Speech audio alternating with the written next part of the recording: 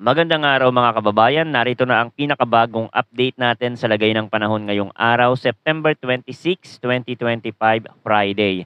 Naglandfall na kaninang madaling araw si Bagyong Opong at medyo bumaba ang inaasahang direksyon nito. Nakataas na rin sa maraming lugar dito sa bansa ang signal number 3 bilang paghahanda sa pagdaan ni Opong. Para naman lagi kang updated sa lagay ng panahon, i-click mo lang ang subscribe button. Ayon sa pinakahuling datos ngayong umaga, ang sentro ng bagyo ay nasa paligid ng Palanas, Masbate. Taglay nito ang maximum sustained winds na 110 kilometers per hour malapit sa gitna. May pagbugsong hangin na umaabot hanggang 150 kilometers per hour at may central pressure na 985 hectopascals. Kumikilos ito sa bilis na 30 kilometers per hour pakanluran, hilagang kanluran. Ang malalakas na hangin hanggang storm force winds ay umaabot hanggang 460 kilometers mula sa gitna ng bagyo. Dahil sa inaasahang epekto ng bagyo, nakataas na ang signal number 3 sa mga lugar ng Sorsogon, Masbate, kabilang ang Ticao at Burias Island, Albay, Kanluran at katimugang bahagi ng Camarines Sur, timog na bahagi ng Quezon, Marinduque, Romblon, Oriental Mindoro, Occidental Mindoro kasama ang Lubang Island, Batangas at timog na bahagi ng Laguna. Kasama rin dito ang Northern Samar, Hilaga at gitnang bahagi ng Eastern Samar, Hilaga at gitnang bahagi ng Samar, Biliran at hilagang bahagi ng Leyte. Dito mararanasan ang storm force wind sa loob ng 18 hours na may bilis na 89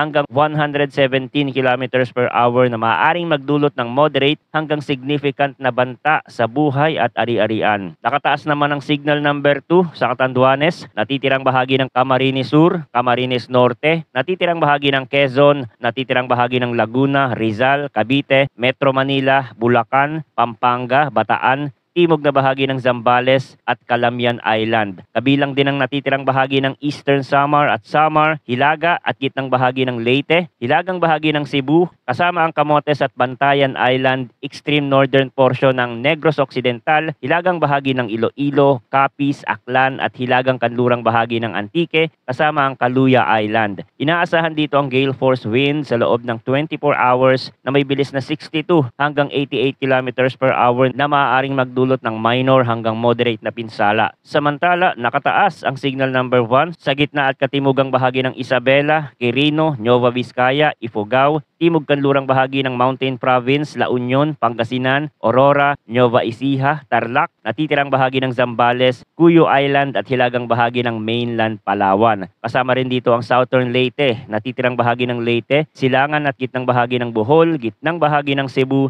hilagang bahagi ng Negros Oriental, hilaga at gitnang bahagi ng Negros Occidental, gitnang bahagi ng Iloilo at gitnang bahagi ng Antique. Dagdag pa rito ang Dinagat Island at Surigao del Norte, kabilang ang Siargao Island at Bocas Grande Island. Sa mga lugar na ito, maaaring maranasan ng malalakas na hangin sa loob ng 36 hours na may bilis na 39 hanggang 61 kilometers per hour na may minimal hanggang minor na epekto sa buhay at ari-arian. Ayon naman sa latest heavy rainfall outlook na inilabas ng Pag-asa, ngayong araw asahan ang pag-ulan na higit sa 200 mm sa Northern Samar, Eastern Samar, Samar, Biliran, Sorsogon, Masbate, Oriental Mindoro, Occidental Mindoro at Romblon. Meron namang 100 hanggang 200 mm na mga pag-ulan ang posibleng maranasan sa Quezon, Laguna, Batangas, Camarines Norte, Catanduanes, Camarines Sur, Albay, Marinduque, Aklan, Antique, Iloilo, Negros Occidental, Capiz, Cebu, Bohol, Leyte, Southern Leyte, Dinagat Island at Guimaras. Habang 50 hanggang 100 mm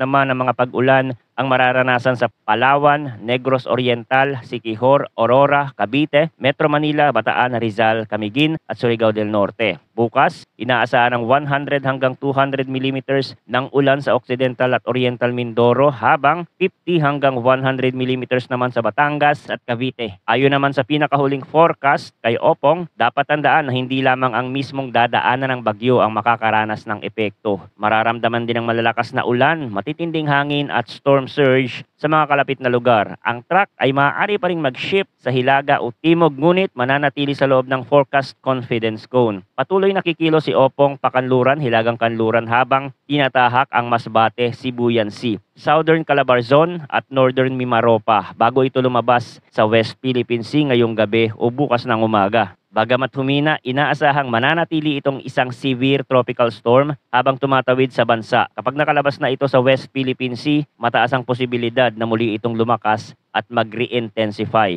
Mga kabayan, maging alerto at maging handa sa epekto ng malalakas na ulan, hangin at posibleng storm surge. Iwasan ang paglabas kung hindi kinakailangan at sundin ang abiso ng inyong lokal na pamahalaan. Maraming salamat sa inyong walang sawang pagtutok at palagi po tayong mag-ingat.